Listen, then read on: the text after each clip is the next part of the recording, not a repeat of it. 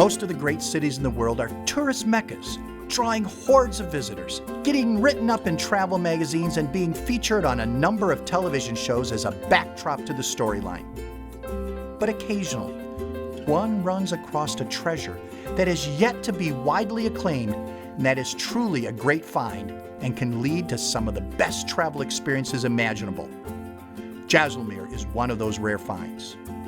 Join us today as we remove the veil from one of the truly wondrous cities of the world, Jaisalmer, India's hidden gem. Namaste. I'm Bill Ball, and I'm going to be your guide on this episode of Journeys in India. And this is India. Well, we've got an adventure and a half for you today. We're going to visit the city of Jaisalmer, the only living fortified city in all of India. And then it's to the Thar Desert. We're going to learn how the people and the wildlife live in what seems an insurmountable odds. And finally, we're going to learn to cook a couple of Rajasthani dishes. So it's time, so let's get going.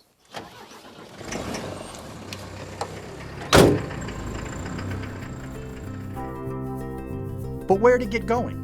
Jaisalmer doesn't make it on all or even many tourist itineraries, which quite frankly is a shame. It is one of those most unique cities of the world. Jaisalmer is located in the state of Rajasthan at the edge of the Thar Desert. Thar, by the way, means abode of death, which might be the reason it doesn't end up on many Indian itineraries. But it has actually been on a traveler's itineraries for centuries, as this city was a wayside on the Silk Road. To the early camel caravans of the Silk Road era, the site of Jaisalmer Fort must have been both foreboding and welcoming. Welcoming in the sense that they knew they could get supplies after weeks in the desert. Foreboding because they knew they would have to pay taxes just to pass through the area. But in either case, this was the first step in foreigners visiting this magnificent city.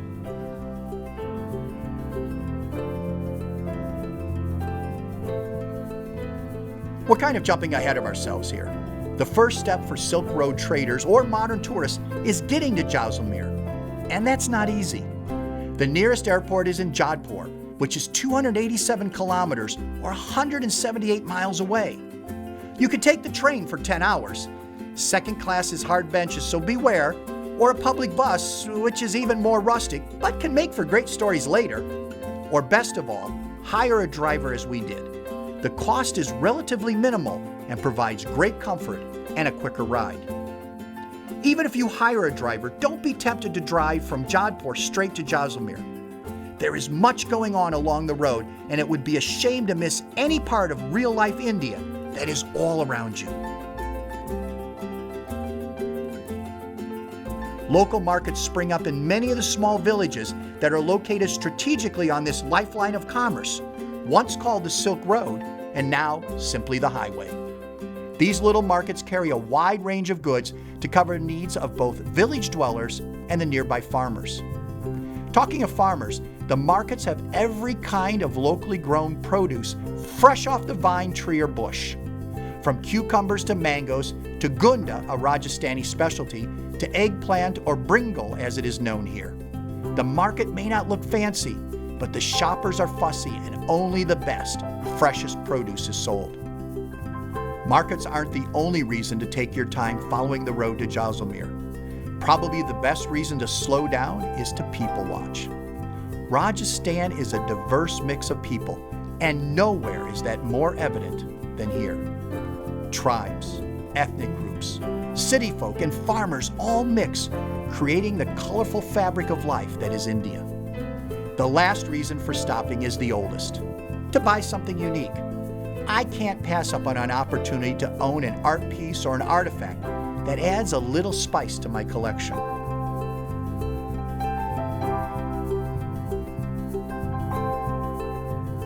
Our driver knows some people in a village along the way and suggests that we stop. This is one of the joys of traveling with a tour group or with a professional guide: interaction with the locals. What I didn't expect was to become part of the village so quickly. One of the huts had some structural damage and had to be fixed. Another hand to lift the roof was needed, so I joined in. I guess it's always good to have a fallback career. This little village was planning a special event, a wedding. and this is the blushing bride-to-be. The parents' house is specially decorated for the wedding with a traditional floor painting. The parents sit on one side of the design, while the bride and groom sit on the other.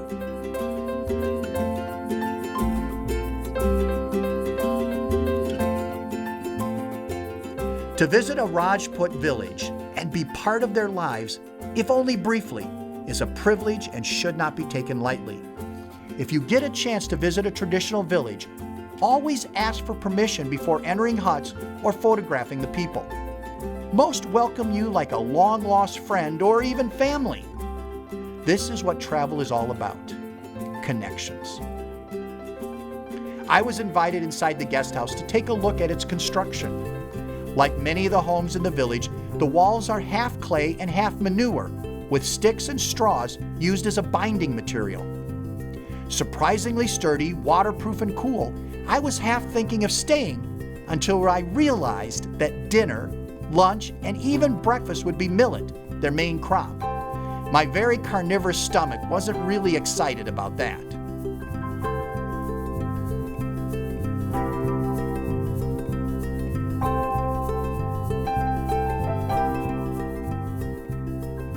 It wasn't long after we left the Rajput village that we arrived at our hotel. Nirvana Nature Resort is a luxury tented camp, but that really doesn't do it justice. These royal shikar tents have been handcrafted using natural local materials. The tents are on raised marble platforms with both cooling for the hot desert days and heating for the cool desert nights. They have private bathrooms and 24-hour hot and cold water and electricity. The luxury doesn't end there. A high-end modern dining hall is provided for guests, and a lovely pool beckons the would-be swimmer. Since Nirvana is actually set on a working farm, the food is organic with fresh dairy and poultry products. Even a carnivore can appreciate that. I was lucky enough to catch the resort's manager and daughter of the founder. I had heard the resort was eco-friendly and helped the local villages, and I needed to know the meaning behind its name, Nirvana. First off, when we drove in, I noticed we drove through what looked like a farm. Is that correct? Is this surrounded by a farm? Yes, the resort is actually surrounded by a farm. The farm is 109 acres, and the resort is a part of the farm. That's where it gets its name from, Nirvana Nature Resort. What is Nirvana? Nirvana is basically an illusion. We have used two words. Nirvana becomes Nirvana and mirage. So we want our guests to experience Nirvana in a mirage. Now, I've been walking around. I've noticed that there are solar panels up in different places. Mm-hmm. Obviously, you're trying to take advantage of the sun. You're doing some eco-friendly things here, mm-hmm. also with water too. Tell me about that. We're very recently trying to go completely solar. We started with the water, hot water. Instead of having geysers and other electric devices to heat the water, we did the solar system to heat the water. And another was we had boilers, which you burn wood fire to use to heat the water. So we have both of them, which are both very eco-friendly. And we are conserving water in the farms. We use drip irrigation and sprinklers only. That controls the water, and the plant gets only as much water as they need, so no water is really being wasted. What we've done is we also reuse the water that has been used in all the rooms. They go separately into another tank, which is around 30 feet deep. The water is recycled over there, and it is used again for the farm after some time. We're doing that with the water in the swimming pool as well. I also noticed the other night we went on a nature safari with the vehicles, and there's quite a bit of wildlife in this area.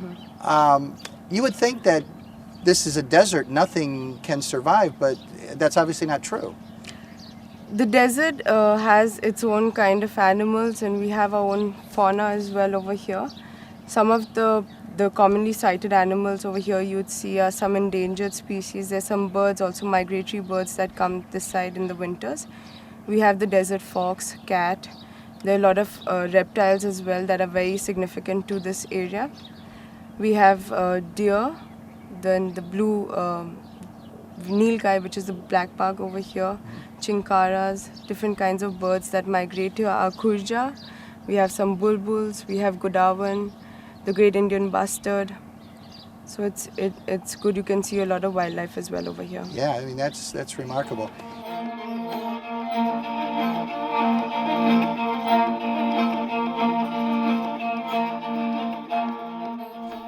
I only had one thing left for the day, get some shut-eye. Tomorrow would be a very full day exploring Jaisalmer and the desert around us. My local guide told me that we had something special to see before we entered the great city walls. I was beginning to wonder if I would ever get to Jaisalmer, but boy was I glad I listened and took the short detour. I have seen a lot in my travels around the world, but this is something not to be missed. First of all, let me tell you what this is.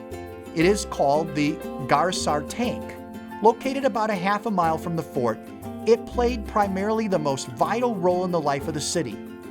This natural depression was dammed to collect and save every valuable raindrop. Remember, we are in a hot, dry desert, and water is what makes or breaks a city here.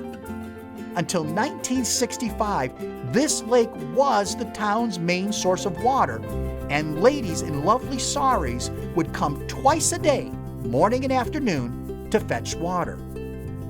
The Garzar Tank is named for the far-sighted ruler Marawaho Garzar, who in 1367 built it for the town. Not to say he and his family didn't use it too. He constructed a special balcony over the lake so he could have boat rides during the monsoon season. Hey, why let water go to waste? Because of the importance of water, along the banks of the tank are several temples, mostly dedicated to Vishnu and Lord Shiva. This temple, for instance, is for Shiva. The worshippers ring the bell to awaken the gods before entering the inner sanctum. Here, prayers and meditation are the order of the day. The entrance gate for the temple area has a very interesting story attached to it. This gate, known as the Tilan Gate, was named for a famous court dancer and concubine. She was able to save a small fortune by, it was said, using her charm and expressive dances for the Maharaja. She used some of the money to construct a gate to the tank. The queens of the court were furious that a dancer, who was equated with the lower classes, would have paid for a gate that royalty had to cross. The ladies of the court pressured. The Maharaja ordered its destruction. But Tilan was not to be outdone by the queens. She consulted the holy men, or Brahmins, who gave her a solution. Put a statue of Vishnu on the top of the gateway, and it couldn't be torn down. She did, and the gate remains to this day. I know what you're thinking. Pretty cool architecture. Nice historic site with a fascinating tale of a court dancer. But with the buildup I gave it, there has to be more. Well, there is. The tank has a large, well, more like gigantic, population of catfish. They are unbelievable in numbers, size, and voracious appetite. Feeding them is considered good luck, so I should be set for the rest of the trip. These fish are really something.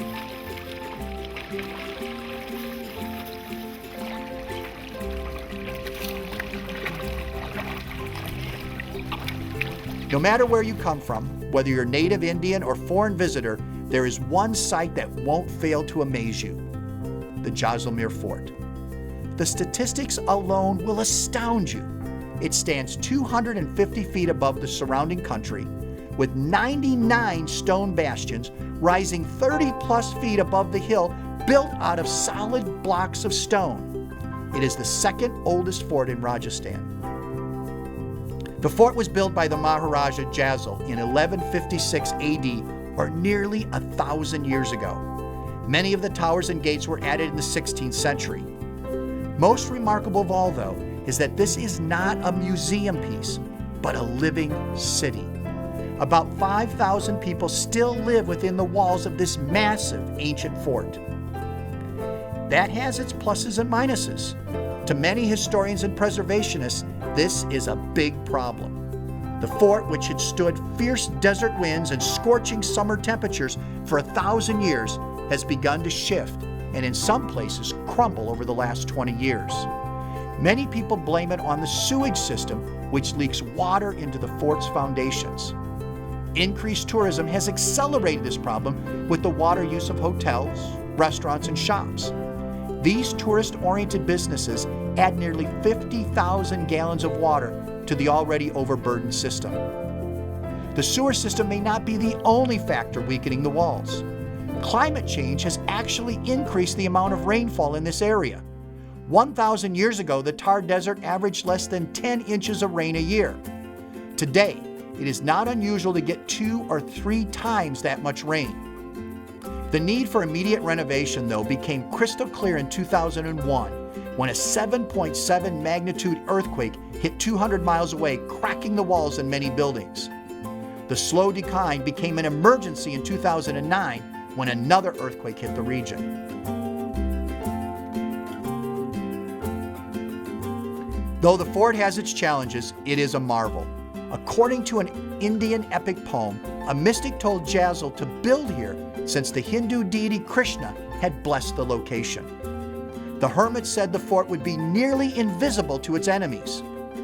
Since the walls of the fort are built of local sandstone, they blend into the cliff face. We've admired the outside of the fort long enough. It's time to get inside and see the treasures of the town.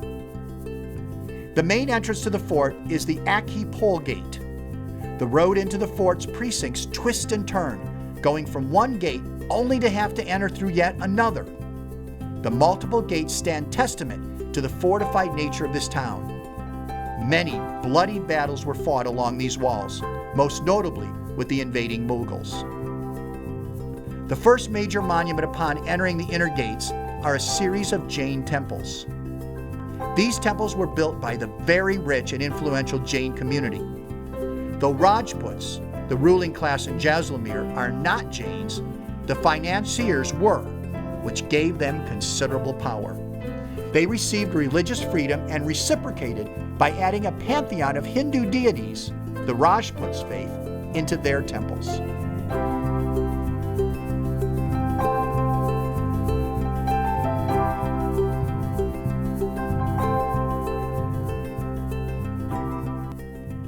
You do not have to understand the intricacies of the Jain religion to admire the craftsmanship of the temples. These stone-carved edifices make an art lover swoon. Living and working in one of the only inhabited ancient forts in the world can be gratifying in being able to see these incredible monuments like the Jain temples every day. But it also has its challenges.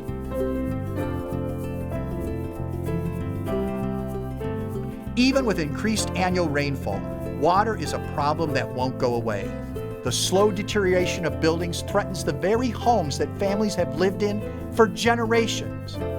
And the city's isolation, what made the city prosper during the Silk Road days and what makes it an ideal tourist destination, costs the residents economically. Given all the hardships the locals face, they not only endure, but they actually prosper.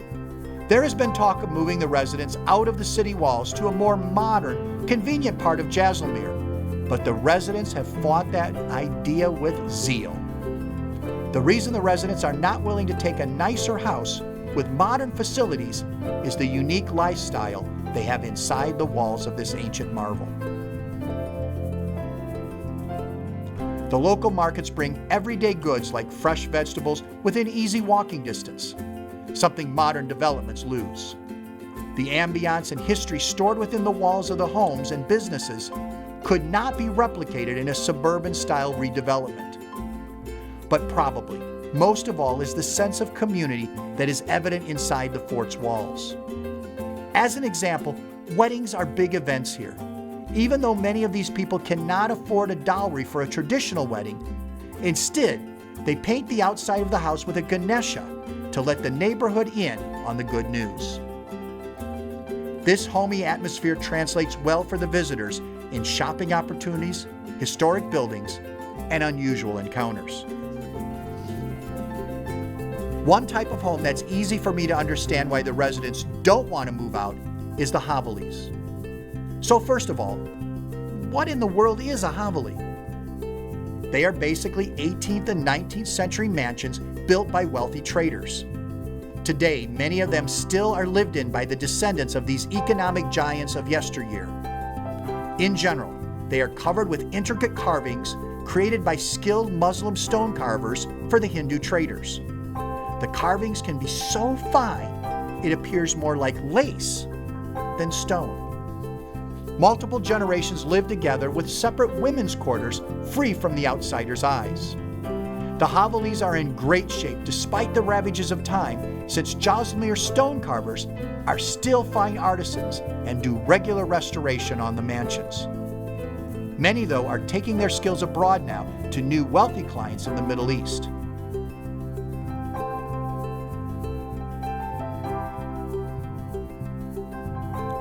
Many of the Homilies are open to the public as a way for the family to continue to afford the upkeep. The owners charge a modest entrance fee and may also have a small shop inside.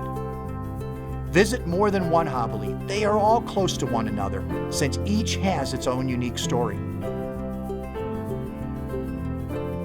One of those most fascinating stories is the dual nature of the Nathmology's Hobbly.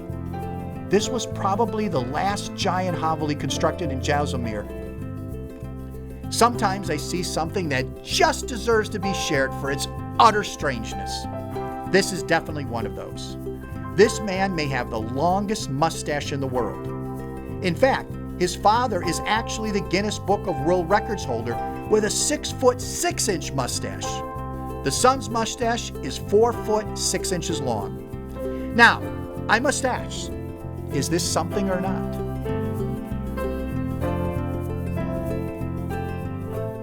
Most normal human beings would be happy just covering Jaisalmer in a day, let alone going on a wildlife safari. But I know the best time to see animals is dawn and dusk, and I'm not getting up before dawn, so off we go. I may as well make the most of it and impart some of my camel riding knowledge. Well, for those of you that are interested, and I know there's a lot of you out there, I'm going to demonstrate the proper way to get on a camel. Now remember, this is done only with professionals, and it should not be tried at home. First, we climb and stretch over the top of the camel, but that's not the hard part. The hard part comes now. Very exciting. Yeah. Raise him up. Very exciting. That's the hard part. It moves back and forth, back and forth. But once you get on top, it's a smooth sailing from here. They call them the ships of the desert because maybe some people got seasick riding on them.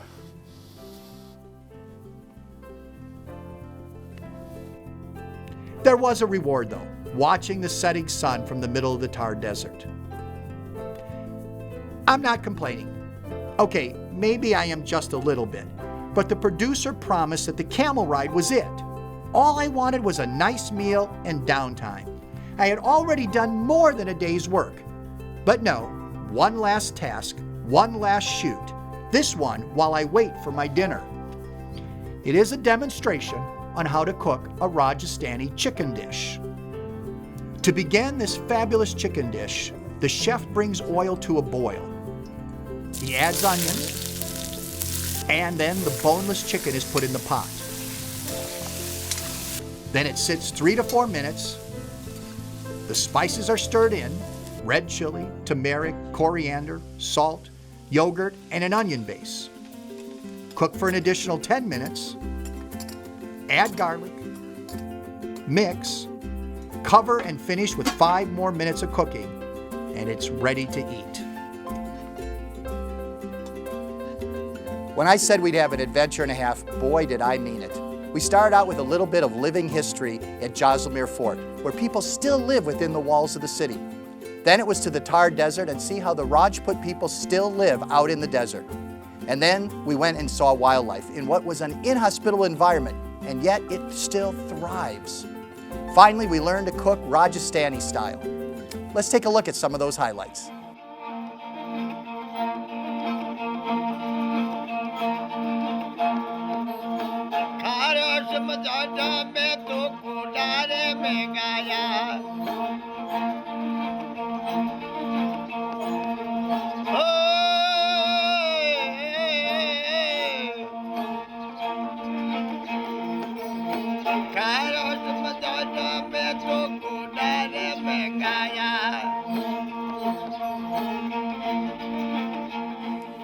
I'm Bill Ball, and I'll see you on the next episode of Journeys in India.